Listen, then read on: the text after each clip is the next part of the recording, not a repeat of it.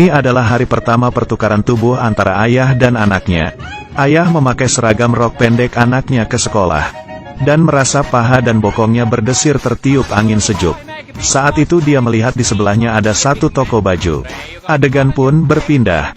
Dia memakai celana olahraga merah. Sambil menggunakan sandal dan muncul di depan mikrofon. Ternyata ini adalah hari anak perempuannya audisi untuk masuk band. Dan di depannya duduk laki-laki idaman anaknya. Melihat bocah yang merayu putrinya, ayahnya bertekad untuk mengacaukan audisinya itu. Dia sengaja menyanyikan lagu jadul yang sudah berpuluhan tahun. Tetapi para senior malah menyukainya. Bahkan semakin suka dengan putrinya. Sampai di kelas, sahabat putrinya berkata malam ini dia pergi camping bersama pacarnya. Dan ingin putrinya itu bantu dia untuk menutupinya. Sebagai gantinya di saat putrinya sama lelaki idamannya itu pergi, dia juga akan membantunya menutupinya. Mendengar hal ini, ayahnya hampir saja marah hingga muntah darah. Di sisi lain, sang putri menggantikan ayahnya datang ke kantor. Dan menyadari bahwa ayahnya adalah ketua departemen yang paling tidak disukai di kantor. Dia mengikuti sesuai dengan catatan ayahnya. Dan menyocokkan dengan karyawannya satu persatu. Lalu mulai agak santai.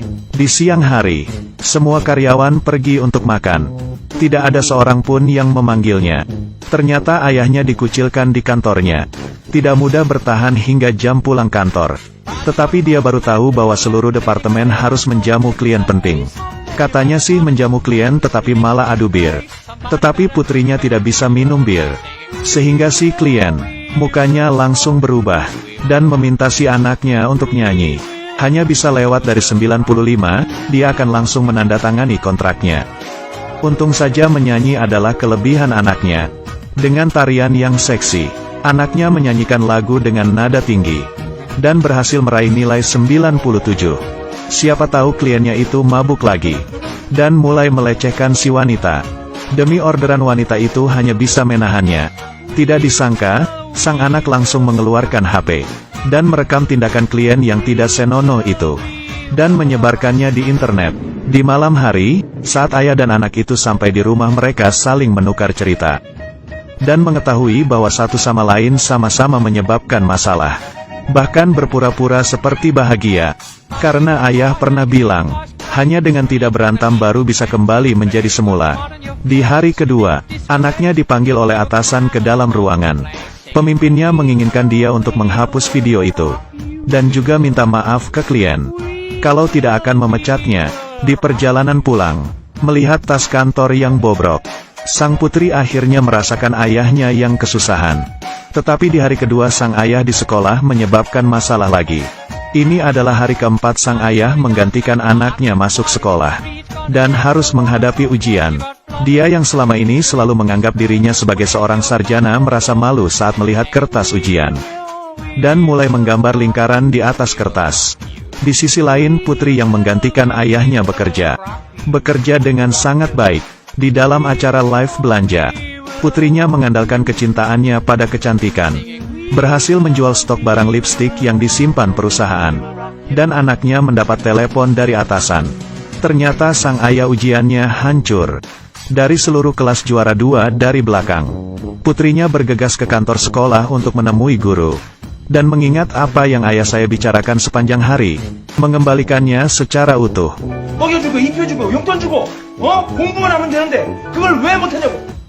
Saat itu pun ayah merasakan susahnya untuk belajar.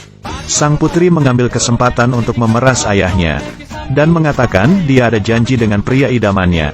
Memakai gaun berwarna merah. Anaknya juga mengikatkan rambutnya bulat ke atas. Sang ayah tepat waktu ke tempat janjian.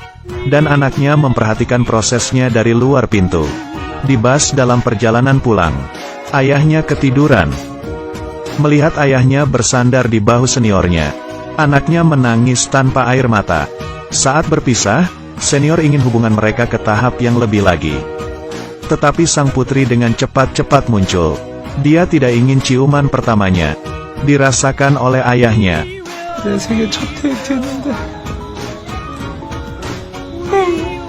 Hari ini ayah melakukan peluncuran untuk produk yang sudah dipersiapkan selama setahun. Sebelum pergi, dia berulang kali memberitahu putrinya, cukup baca mengikuti buku rencananya saja sudah boleh.